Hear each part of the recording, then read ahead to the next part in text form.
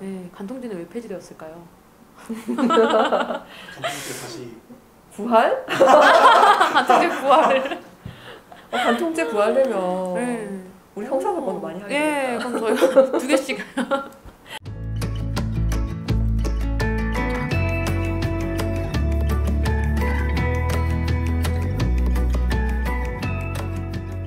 자, 이혼 사건인데요. 먼저 남편분 얘기를 해볼까요? 예, 그럴까요? 네, 남편분이 나이트클럽을 운영하시는 분이었어요. 그런데 공교롭게도 나이트클럽에 손님으로 오신 손님인 여자분과 눈이 맞았는데 그 여자가 유부녀였어요.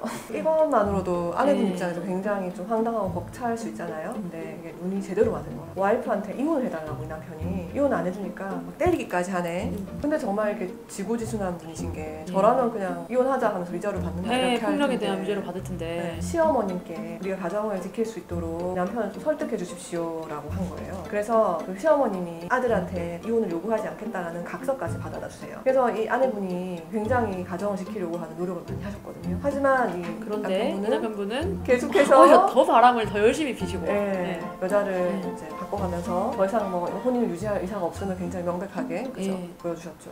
그러시다가 심지어 성병에 걸리셔서 그 성병을 이 아내분께 옮기기까지 하시고 근데 심지어 이제 이분 도박까지 하시고 계속 이혼을 요구하고 폭행, 폭언, 도박 그리고 성병, 감염 이런 일들을 계속하고 아내분을 괴롭힌 지가 한 2년이 지났어요. 그 아내분도 지칠 대로 지친 거예요. 자기의 마음을 잘 알아주는 또 남자를 만난 거고 네. 몹시 흔들렸겠죠. 이제 목화열애중이 된 거예요. 그래가지고 만남을 하다가 네. 이제 막 모텔 뭐 이런 숙박업소도 막 이렇게 투숙하고 그거를 남자 알았어. 알아버리셨어. 남편이 네. 알았어. 그 아내가 다른 남자랑 바람 피우고 있다는 사실을 알게 된 거예요.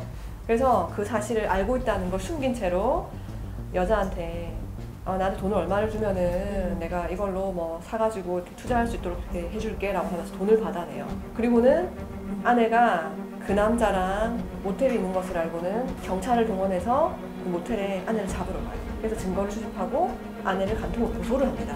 지금 간통죄 없어졌어요. 근데 이 당시에는 간통이 있었던 때였거든요. 간통죄는 벌금형이 없었어요.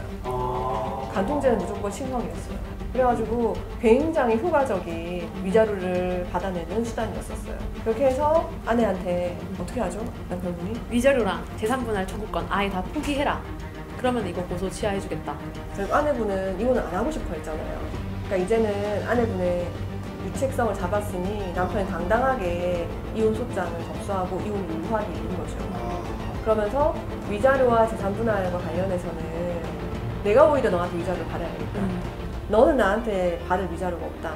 너는 나한테 재산분할 포기각서를 썼으니 더 이상 재산분할을 요구할 수 없다라는 주장을 펼친 거예요. 그리고 심지어 그 병원 세워준다고 돈 이렇게 킵한 거 말고 또 이 여자분 명의로 돼 있는 부동산도 자기 명의로 이렇게 빼돌려놨대요. 철저하게 이 여자 돈을 다 뺏어놓고 재산분할 받을 거 없다 이런 식으로 갔어니까 사실상 돈 다 뺏은 거죠. 그래서 그 고등법원 판결이 났는데 그 판결에 대해서 이제 불복해서 대법원 상고심까지 간 거예요. 고등법원에서는 이제 판단을 하기를 그래 남편이 뭐 이렇게 부정행위도 하고 뭐 이렇게 폭언 폭행 뭐 이런 부분에서 잘못한 게 맞다. 하지만 아내 역시도 슬기롭게 지롭게 대처하지 못하고 똑같이 바람을 피웠다. 그래서 아내의 잘못이 더 큰 것으로 보인다라고 하면서 아내한테 남편에게 위자료 2천만 원 지급하라고 판결이 난 거예요. 네, 억울하시겠죠? 그래서 상고하셨어요. 그래서 대법원에서는 좀 다르게 봤죠. 네. 상고가 이제 그 고등법원에서 난 판결에 불복해서 그 고등법원에서 대법원으로 가는 거예요. 대법원에서는 그 원심의 판단이 타당하지 않다라고 하면서 완전 뒤집었어요. 원고가 혼외 관계를 해서 결혼 관계를 위험에 빠뜨렸다. 한편 피고는 원고와의 혼인관계를 유지하기 위해서 시어머니에게 협조를 요청하면서 각서를 받기도 하는 등 꾸준한 노력을 해왔다. 혼인관계가 원만하지 못해서 사실상 파탄에 이른 지 이제 2년이 지나서 피고가 부정행위하게 되었는데 원고는 이 관계를 회복하기 위한 노력을 한다기보다는 오히려 그걸 책을 딱 잡아서 재산을 빼돌리고 교묘한 방법으로 방법으로 위자료와 재산분할을 포기하게끔 하는 수단으로 악용을 했다. 남편이 원고가 되어서 이혼 소송을 제기하고 난 즉시 이 포기각서를 받았어요. 협의혼을 전제로 해서 뭐 위자료는 어떻게 하자, 재산분할 어떻게 하자라고 하는 협의는 가능해요. 하지만 이 협의가 기속력을 가지려고 하면은 협의혼으로 종결됐을 때 이혼이 가능한 거예요. 근데 이 사건은 어차피 협의이혼으로 끝난 사건도 아니고, 그리고 이런 의사표시가 어떻게 보면 궁박한 상황에서 의사표시라고 볼 수 있는 부분이기 때문에 이거를 뭔가 협의이혼을 전제로 한 재산분할에 관한 협의로 보긴 힘들다는 것인 거죠. 그렇다고 한다면 그 재산분할 포기라는 거는 내가 그 권리가 생겼을 때 포기를 하는 것인데 아직 이혼도 되지 않았는데 어떻게 재산분할 청구권이 생기냐. 그래서 이혼이 되기 전에 한 재산분할 청구 포기 각서는 무효다 이렇게 보시는 거죠. 네. 피고만의 잘못이라고 보기는 어렵다. 그래서 원고 피고 둘 다 잘못을 하게 됐다. 대등하게 잘못한 거 아니냐 이렇게 이제 본 거죠. 원피고 쌍방 모두 잘못이 서로 경합되어 있어가지고 어느 한쪽이 더 많이 잘못했다라고 판단하기 어려운 정도다라고 이제 보셨어요. 무승부. 그렇죠. 이겼다.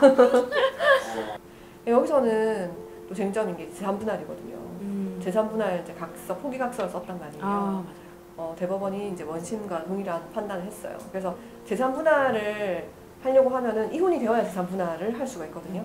그런데 이혼이 되기 전에 재산분할 포기 각서를 썼다 하더라도 그거는 뭐 효력 없다. 그렇기 때문에 그냥 이혼 소송에서 재산 형성 기도에 따라서 재산분할하면 된다. 이제 그렇게 판시한 거죠. 대법원에서 재산분할까지 판단해주진 않아요. 그럼 다시 파기환송하면은 고등법원에서 그 사실관계에 맞게 그러니까 원심에서 근데 이건 원심이 옳다고 했기 때문에 이 부분 파기환송할 필요 없었겠다. 재산분할. 네. 원심에서도 재산분할 해줬을 것 같아요. 네. 재산분할 포기각서의 효력이 없기 때문에 재산분할은 재산 형성 기여도, 유지 형성의 기여도에 따라서 이제 벽적하게 나누는 걸로 그렇게 보는 게 타당하다. 판결 자체가 99년에 대법원 판결이 났었거든요. 그러니까 90년대에 있었던 상황이라고 보시면 돼요. 간통죄가 존재했던 추억의 이제 90년대. 이 대법원 판결이 2003년이니까 초재기는 90년대가 맞겠다. 90. 그죠? 네, 99년, 2000년은 뭐 이때인 것 같아요. 이런 일 많은데 처음 보셨어요? 근데 저 정말 흔해요. 네, 흔해요. 실제로 성병에 걸려가지고 오시는 분들 좀 있으세요.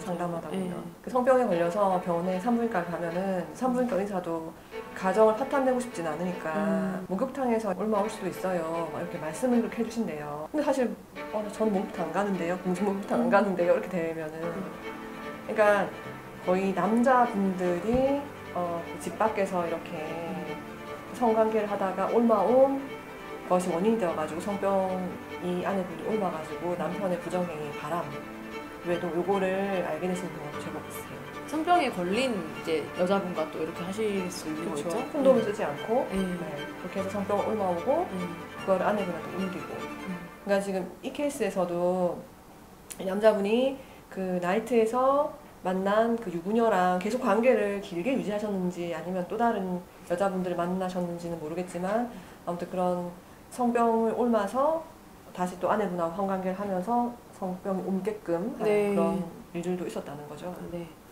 그럼 혹시 이 사건이 지금 시간대에 만약에 일어나게 되면 혹시 판결이 많이 바뀔까요? 판사님 판단하실 때 정말 10년 전, 20년 전 폭행 그런 부분에 포인트를 잡는다기보다는 이제 이혼을 하기 직전의 상황, 최근에 두 사람의 부부 갈등이 어디서 유래한 것인지 무엇이 원인이 됐는지 위주로 보시는 것 같아요. 그게 좀 중요하긴 하거든요. 일단 이 간통죄를 가지고 협박하기는 좀 어려웠겠죠. 간통죄를 가지고 간통죄가 더 이상 불법이 아니니까요.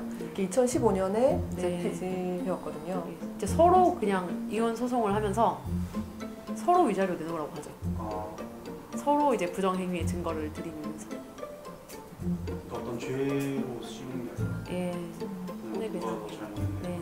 그렇죠. 형사적인 문제가 아니라 가사 사건으로서 위자료 책임을 누가 누구한테 질 것인가의 문제로 귀결된다. 이렇게 봐야겠죠. 그리고 원고도 유책성이 있고 피고도 유책성이 있기 때문에 사실 어느 한쪽이 일방적으로 잘못한 것으로 평가되기는 힘들지 않을까요?